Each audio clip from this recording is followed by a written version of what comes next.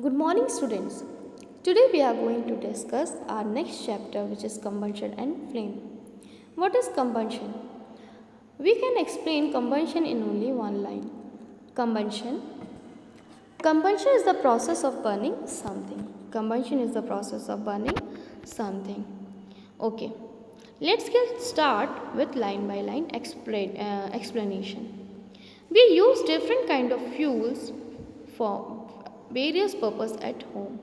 Okay, हम different kinds के जो फ्यूल्स हैं वो अपने घरों में यूज़ करते हैं in industry and for running automobiles. Industry में भी यूज़ करते हैं, जैसे ऑटोमोबाइल्स इंडस्ट्री हो गया उसमें भी. Can you name a few fuels used in our home? Name a few fuels used in trade and industry. What fuels are used for running automobiles? Your list will contain fuels like cow dung, wood, coal, charcoal, petrol, diesel, compressed natural gas, CNG, etc. Okay, so in this paragraph we studied about different kinds of fuels which we used in our home and industrial area. You are familiar with the burning of candle. What is the difference between the burning of a candle and the burning of a fuel like coal?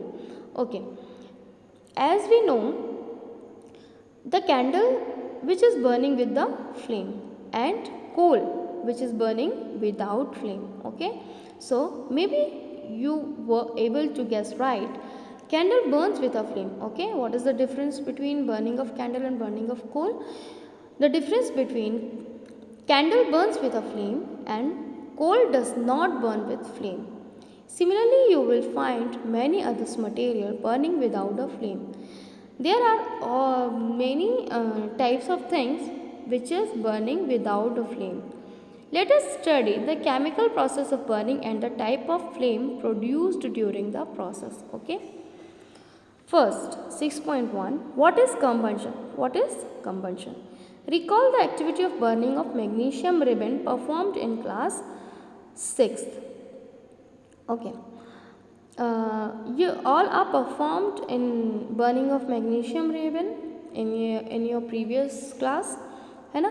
आपने magnesium ribbon को burn होते हुए देखा होगा. उसमें एक अगर आपने मैग्नीशियम रिबन को बर्न किया है तो मैग्नीशियम रिबन ऑक्सीजन के प्रेजेंस में क्या करता है, बर्न होता है और फ्लेम दिखाई देती है.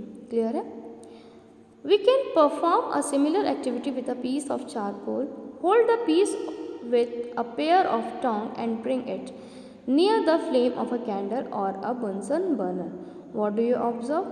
We find the charcoal burn in air. We know that coal too burns in air, producing carbon dioxide, heat and light. Simple सी इसमें सिंपल सी एक एक्टिविटी है. अगर हम मैग्नीशियम रिबन लेते हैं तो मैग्नीशियम रिबन को हम क्या करते हैं, बर्न करते हैं, जो कि ऑक्सीजन की प्रेजेंस में बर्न होगा. बट यदि हम कोल लेते हैं, चारकोल लेते हैं और इसे यदि हम बर्न करते हैं तो वो भी आपके ऑक्सीजन की प्रेजेंस में बर्न होगा. और जब ये बर्निंग प्रोसेस होगी तो आपको क्या मिलेगा, आपको प्रोडक्ट के फॉर्म में कार्बन डाइऑक्साइड, हीट और लाइट प्रोड्यूस होगी. ओके, क्या ऑब्टेन करेंगे आप, carbon dioxide, heat and light. Okay. A chemical process in which a substance react with oxygen to give off heat is called combustion. A chemical process in which a substance react with oxygen. Okay students, write down, note करिए इसे. Combustion is a chemical process in which a substance react with oxygen. जिसमें जो आपका substance है जो आप use कर रहे हैं, for example magnesium ribbon, for example charcoal, ये क्या करेंगे, रिएक्ट करेंगे किसकी प्रेजेंस में, ऑक्सीजन के प्रेजेंस में, और क्या प्रोड्यूस करेंगे, हीट. ये जो प्रोसेस है आपकी, ये कहलाएगी आपकी combustion. Okay. A chemical process in which a substance react with oxygen to give off heat is called combustion. The substance that undergoes combustion is said to be combustible. और जो substance oxygen की presence में combustion process दे रहा है वो क्या कहलाता है, कंबस्टिबल. ये जो पूरी प्रोसेस रहती है, the substance that undergoes combustion is said to be combustible. जो सब्सटेंस है, जैसे मैग्नीशियम को अगर अपन ऑक्सीजन की प्रेजेंस में बर्न करा रहे हैं तो आपका जो मैग्नीशियम रिबन है वो क्या कहलाएगा, कंबस्टिबल. अगर हम चारकोल का यूज़ कर रहे हैं, ऑक्सीजन की प्रेजेंस में बर्न करा रहे हैं तो चारकोल आपका क्या हो जाएगा, कंबस्टिबल.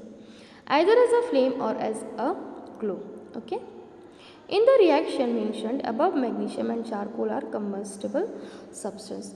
इस एक्टिविटी के थ्रू हम ये देखते हैं स्टूडेंट्स कि जो आपका चारकोल और मैग्नीशियम रिबन है वो क्या है, कंबस्टिबल सब्सटेंस है. Okay. Activity 6.1. Collect some material like straw, matchstick, kerosene, oil, paper, iron nails, stone pieces, glasses, etc. Under the supervision of your teacher, try to burn each of these materials one by one. If combustion take place, mark the material combustible, otherwise mark it non-combustible. ये जो कुछ चीज़ें दी हुई हैं आपके इसमें table में, paper, would, iron nail, kerosene, stone pieces, straw, charcoal, match stick, glass, इनको स्टूडेंट्स आपको बताना है कि कंबस्टेबल है, नॉन कंबस्टेबल है. फॉर एग्जांपल वुड लकड़ी, वुड आपकी क्या होती है, कंबस्टेबल है. पेपर आपका कंबस्टेबल है. आयरन नेल नॉन कंबस्टेबल है. केरोसिन ऑयल कंबस्टेबल है. Stone pieces non combustible. Straw non combustible में आएगा because it is not burn properly. Okay, not burn proper. Charcoal is combustible. Matchstick also combustible. And glass is uncombustible, non-combustible, sorry. Okay. Can you name some more substance which are combustible? You can add those. Let us investigate condition under which combustion takes place. देखिए, अब ये जो process होती है, how we perform this process and how we can get our observation. So here is the activity. Fixed a lighted candle on a table. हमने क्या किया, 3 candles ली. उन 3 कैंडल्स में हमने क्या किया है, उन 3 कैंडल्स को हमने एक जो वुड है, वुड पे स्टिक कर दिया है. ओके. उसके बाद fix a lighted candle on a table, put a glass chimney over the candle and rest it on a few wooden blocks in such a way that air can enter the chimney. Okay. अब यहाँ पे हमने क्या किया है, जैसे first आप ABC या आप 3 वुडन ब्लॉक्स देख रहे हैं. इन तीनों वुडन ब्लॉक्स में आपने जो कैंडल है उसको स्टिक किया हुआ है. उसके बाद आपने उसको उसके ऊपर जो कांच का आपका ग्लास है उसको उल्टा करके रख दिया है, जो एक चिमनी का काम करेगा, चिमनी के जैसे एक्ट करेगा. जो ए वुडन ब्लॉक है उसमें हमने 2 और छोटे छोटे वुडन ब्लॉक्स की हेल्प ली है, जिससे हम उस चिमनी को थोड़ा सा ऊपर की तरफ कर सके, जिससे एयर नीचे से पास हो सके. क्लियर है. दूसरा जो बी वाला आपका वुडन ब्लॉक है उसमें हमने टम्बलर या जो कांच का ग्लास है उसको डायरेक्टली ऐसा रखा हुआ है कि वो आपके वुडन ब्लॉक को टच करे. क्लियर है. और थर्ड वाली जो एक्टिविटी है जिसमें सी एक्टिविटी, उसमें हमने जो कैंडल है उसको रखा हुआ है बर्न करके, और ऊपर से हमने लकड़ी का एक और ब्लॉक उसको कवर करने के लिए रख दिया है. क्लियर है. Observe what happened to the flame. You remove the block and let the chimney rest on the table. Again observe the flame. Finally put a glass plate over the chimney. Watch the flame again. What happens in the 3 cases? Does the flame flicker off? Does it flicker and give smoke? Does it burn unaffected? Can you infer anything at all about the role played by air in the process of burning?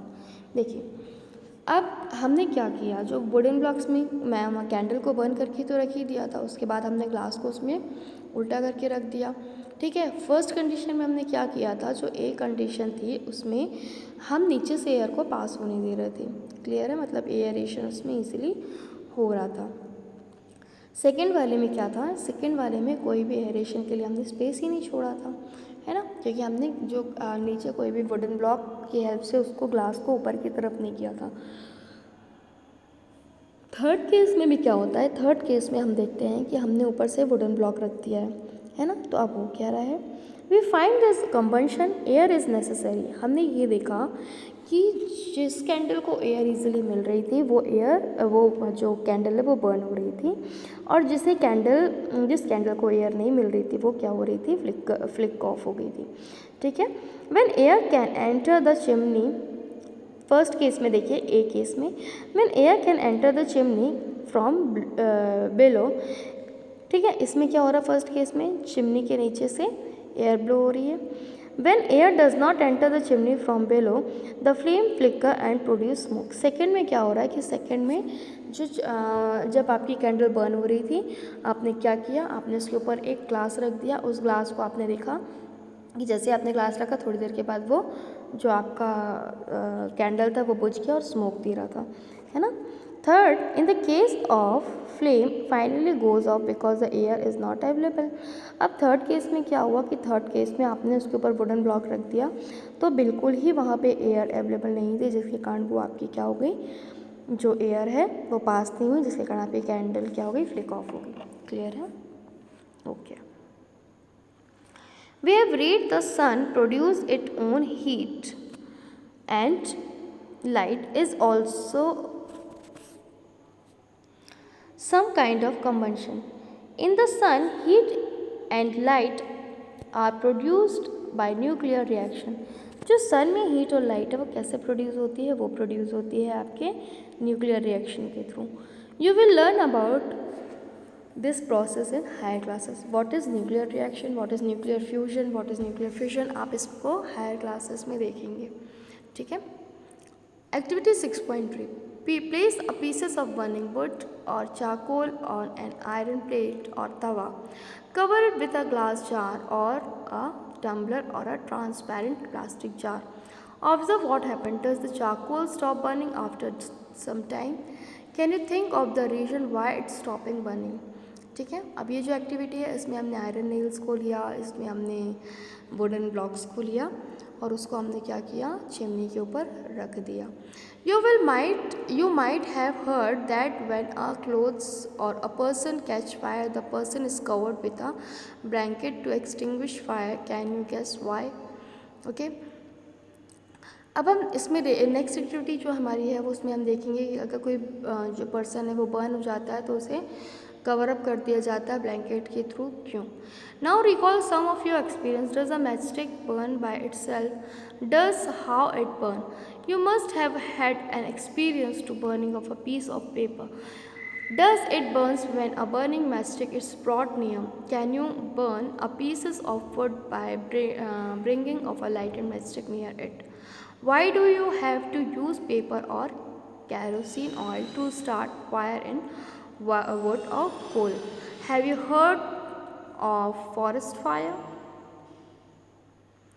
Do these explanations tell you that different substances catches fire? Different substances catches fire at different temperature. The lowest temperature at which a substance catches fire is called ignition temperature. ठीक है। अब यहाँ पे different types की आपने चीज़ें देखी। एक आपको पर्सन को आपने देखा जो कि अगर वो बर्न हो जाए तो हमें इसके लिए क्या करना चाहिए, हम उसको ब्लैंकेट से कवर अप कर देते हैं।